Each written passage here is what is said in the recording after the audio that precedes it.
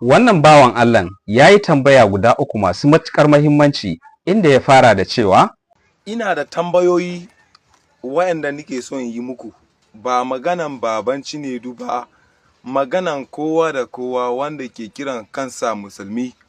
Wannan tambayoyin gare ku ne. Tambaya na ɗaya shine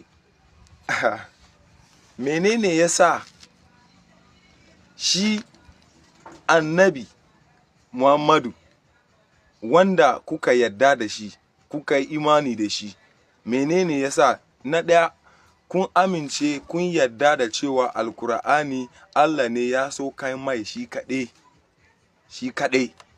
Menene yasa a cikin alkur'anin ɗin sunansa guda 4 aka ambata a ciki, kwaya 4? Hakika Allah maɗaukakin sarki ya ambaci sunan manzon Allah sallallahu alaihi wasallam da suna Muhammad a wurare 4 ne a cikin Alƙur'ani. Na farko shine wa ma Muhammadun illa rasulun qad khalat min qablihi rusul a cikin suratul Al-Imran aya ta 144. Ma kana Muhammadun aba ahadin min rijalikum a cikin suratul Ahzab aya ta 40.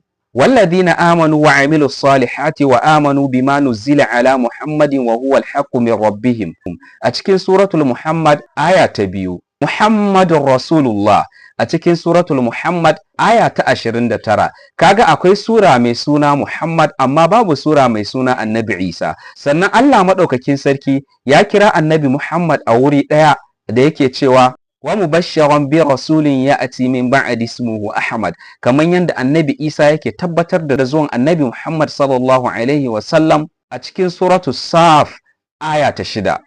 Idan ka lura da dukkan waɗannan wurare, Allah maɗaukakin sarki yana ba ɗan adam ne, yana ba mutane ne, al'umma labarin cewa lalle annabi Muhammad sallallahu alaihi wa sallam annabi ne na gaskiya, kuma yake tabbatar da cewa annabi zai zo kamar yadda annabi Isa ya bada labari.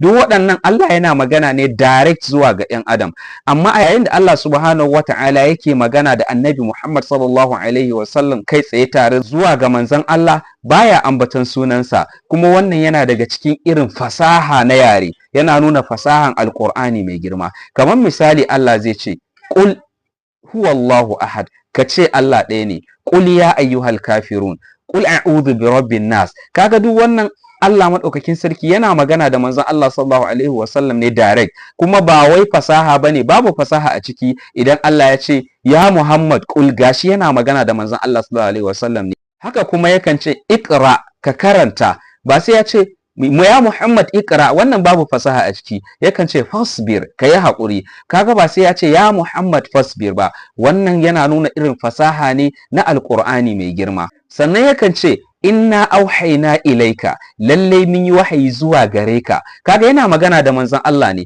amma in yace inna auhaina ila Muhammad, yana magana ne da wasu, ba ga manzon Allah sallallahu alaihi wasallam kawai ba. Yakan kuma ce wa anzalna ilaikal kitab, kuma mun saukar maka da littafi. Idan da ya ce wa anzalna ila Muhammadin kitab, kaga ba yana magana da shi kai tsaye bane, wanda babu fasaha. Sannan kuma Allah madaukakin sarki yakan ɓoye sunan manzon Allah sallallahu alaihi wasallam idan zai yi magana da shi, sai ya kira shi da sunansa na matsayinsa ko muƙaminsa, sai ya ce ya ayyuhan nabi ko ya ayyuhan rasul, kamar yadda yake cewa ya ayyuhan nabi inna arsalnaka shahidan wa mubashiran wa nadhira, ya ayyuhan nabi hasbukallahu wa man ittaba'aka minal mu'minin, ya ayyuhan nabi jahidul kuffara wal munafiqin.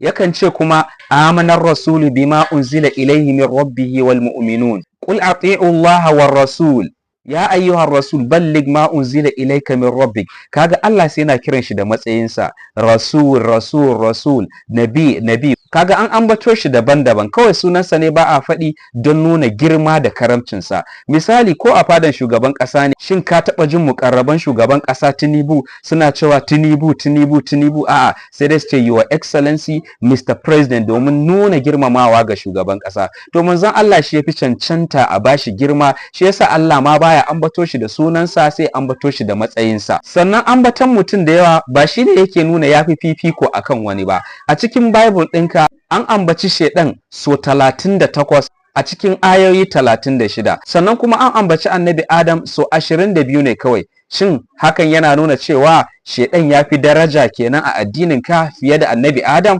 Muna jiran wannan amsan. Bayan aka tambaya na biyu shine menene yasa babu cikakken tahirinsa a cikin Alkur'ani? A'a, Allah maɗaukakin sarki ya ba mu labari a cikin Alkur'ani a game da annabi Muhammad sallallahu alaihi wasallam, a game da halayensa, yanda yake cewa shi yana da kyawawan halayya a cikin sura ta 68 aya ta 4. Sannan ya nuna mana cewa shi kyakkyawan abun koyi ne a cikin sura ta 33 aya ta 21. Sannan ya nuna mana cewa shi rahama ne ga dukkan talikai a cikin sura ta 21 aya ta 107. Ya nuna mana cewa manzon Allah mai bushara ne a sura ta 11 aya ta 2. Ya nuna mana cewa shi manzon Allah mai kira ne zuwa ga Allah da izinin Allah a cikin sura ta 12 aya ta 108. Amma dalilin da Allah ya sa bai ba da labarin yanda aka haife shi da sunan kakanninsa da sunan babansa da sunan mahaifiyarsa ba, dalili shine a lokacin da ake saukar da Alkur'ani, su waɗannan wanda ake magana da su a wannan lokacin sun san ko shi wane ne, sun san wane ne mahaifinsa, sun san wane ne kakansa, yana ma tare da su, sun san yaya aka haife shi, sun san kuma komai game da shi, har ma suke masa laƙabi da al-amin, al-amintacce, ko kuma as-sadiqul amin, wato mai gaskiya kuma amintacce. Sun san ya taso da kyawawan halayya.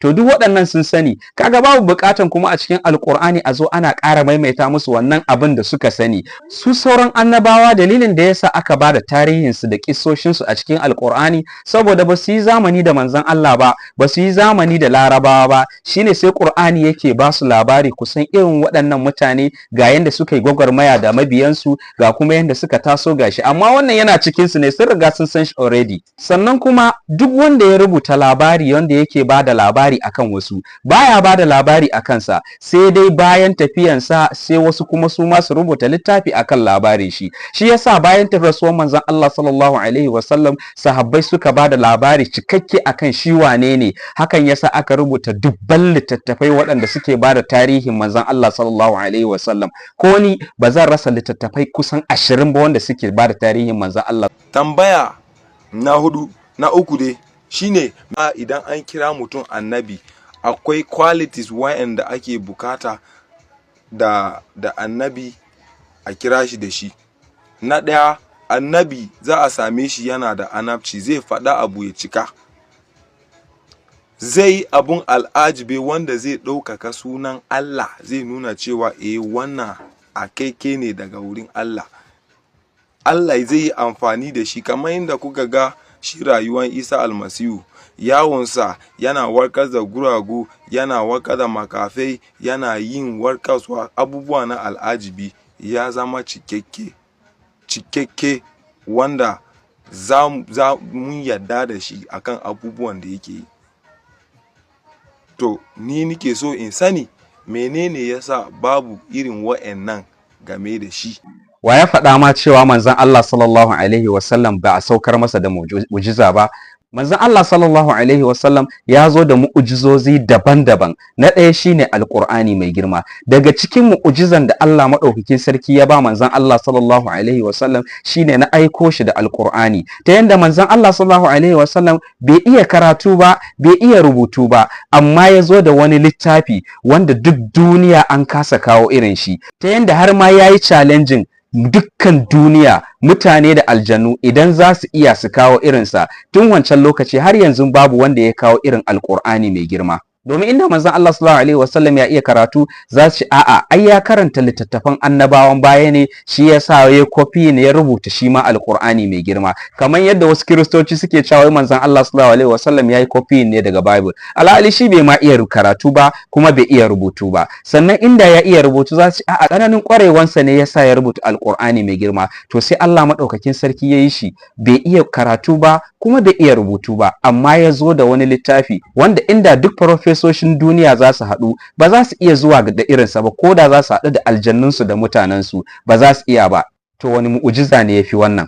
sannan na biyu a lokacin farkon musulunci kafiran Makka sun ce in manzon Allah sallallahu alaihi wasallam manzon gaskiya ne to ya sa wata ya rabe, sai Allah madaukakin sarki ya sa wannan wata ya rabe a garin Makka, kuma kowa ya gani har da kafirin sun ga wata ya rabe. Wannan ba mu'ujiza bane? Sannan mu'ujiza na uku, akwai wata rana wanda wani sahabi ya gayyaci manzon Allah sallallahu alaihi wasallam ya zo gidansa ya ci abinci, sai manzon Allah sallallahu alaihi wasallam ya gayyaci sahabbansa da yawa, shi mutumin ya girka abinci dan kaɗan ne har ya tsorata, to gashi manzon Allah sallallahu alaihi wasallam ya gayyaci mutane da yawa, yaya za a yi kenan? Sai manzon Allah ya dinka kiran sahabbansa suna ci sai da kowa ya ci yayi nak abincin bai kare ba, domin Allah ya nuna mu'ujizan manzon Allah sallallahu alaihi wasallam. Suka yi ta mamaki, ga abinci ɗan kaɗan amma kuma ya ƙi ƙarewa. Na hudu daga cikin mu'ujizan manzon Allah sallallahu alaihi wasallam shine ruwa yakan fita ta tsakankanin yatsunsa, kuma kowa yana gani domin a tabbatar da cewa shi annabin gaskiya ne. Sannan na biyar daga cikin mu'ujizan manzon Allah sallallahu alaihi wasallam shine zai yi addu'a akan wani abu nan take Allah ya amsa masa. Kamar yadda wani lokaci aka yi fari, wani ya shigo masallaci ya ce manzon Allah sallallahu alaihi wasallam ana fari babu ruwa, ya ce ka roƙi Allah. Manzon Allah sallallahu alaihi wasallam a ranar Juma'a ne yana ɗaga hannu ya roƙi Allah aka fara zubar da ruwa. Sannan kuma ya ƙara dawowa sati mai zuwa ya ce ya Rasulallah ruwa ya yi yawa, ka yi mana addu'an Allah ya ɗauke shi. Manzon Allah yana ɗaga hannu ya addu'a, nan take aka ɗauke ruwa. Duk wannan ba mu'ujiza ba ne? Sannan na biyar daga cikin mu'ujizan manzon Allah sallallahu alaihi wasallam ya ba da labarin abin da zai faru a gaba, kuma ya zo ya faru. Daga ciki shine ya ba da cewa musulunci za su yi nasara a daular Rum da kuma Farisa, kuma baya raye daga baya aka zo aka yi nasara a kansu. Sannan ya nuna cewa ƙasar Larabawa wanda desert ne, matalauciyar ƙasa, za ta zama ƙasa mai arziki. Sannan kuma kalli yadda ƙasar Larabawa ya zama yanzu, kalli Dubai, kalli Saudi, kalli Qatar da sauran ƙasashen Larabawa. Duk wannan ba mu'ujiza bane, wanda a wancan lokacin ba su da komai sai 'yan dabbobi da suke kiwatawa, kuma Sahara ne. Sannan na bakwai akwai Isra'i da Mi'raji, wanda aka tafi da manzon Allah sallallahu alaihi wasallam tun daga masallacin Ka'aba har zuwa Baitul Maqdis, wanda tafiya ne mai nisan gaske a cikin dare ɗaya, kuma har kafirai sun yi testing nice ga gaskiya ne, kuma sun tabbatar da abin ya faru. Duk waɗannan ba mu'ujizozi bane? Kai da sauran mu'ujizozi da yawa wanda Allah maɗaukakin sarki ya hore manzon Allah sallallahu alaihi wasallam, wanda lokaci ba zai bar mu faɗi ba. Manzon Allah sallallahu alaihi wasallam ya kai dan uwa, an bashi mu'ujizozi daban-daban. Sannan ko shi fa annabi Isa da aka bashi mu'ujizozi yana cewa ne bi iznillah, Allah ne ya bani ikon yin wannan abubuwan, ba wai yana cewa da izinin kanshi yake yi ba, yana yi ne da izinin Allah. Kamar yadda Allah maɗaukakin sarki ya ba annabawa daban-daban mu'ujizozi, haka ya ba annabi Isa, kuma ya ba annabi Muhammad sallallahu alaihi wasallam. Ya ɗan uwa, Allah ya sa ka fahimta, kuma ya baka ikon karɓan gaskiya da zuciya ɗaya. Ku taimaka ku yaɗa mana wannan bidiyon domin har ya kai zuwa gare shi da kuma sauran al'umma gabaki ɗaya. Wanda ya yaɗa alkhairi yana da ladan wanda ya aikata alkhairi. Sai mun haɗu a gaba. Assalamu alaikum wa rahmatullahi wa barakatuh.